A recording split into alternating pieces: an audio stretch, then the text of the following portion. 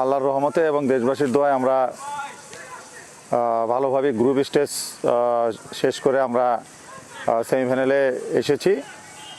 তো যে সময়টা আমরা এর মধ্যে পেয়েছি, আমরা ছেলেরা ভালোভাবে রিকভারি করেছে শারীরিক এবং মানসিকভাবে।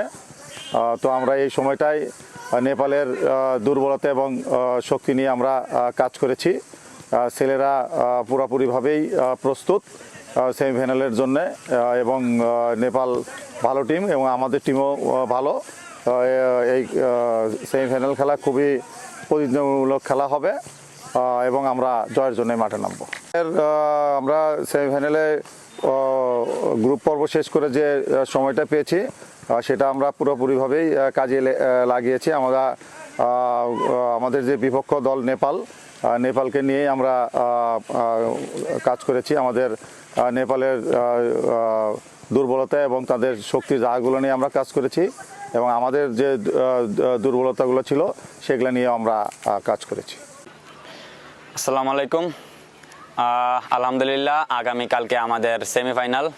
তো আমাদের আজকে সেমিফাইনাল আগে লাস্ট প্র্যাকটিস সেশন হয়েছে। তো আপনারা জানেন আমাদের আগামীকালকে সেমিফাইনালে আমাদের প্রতিপক্ষ নেপাল।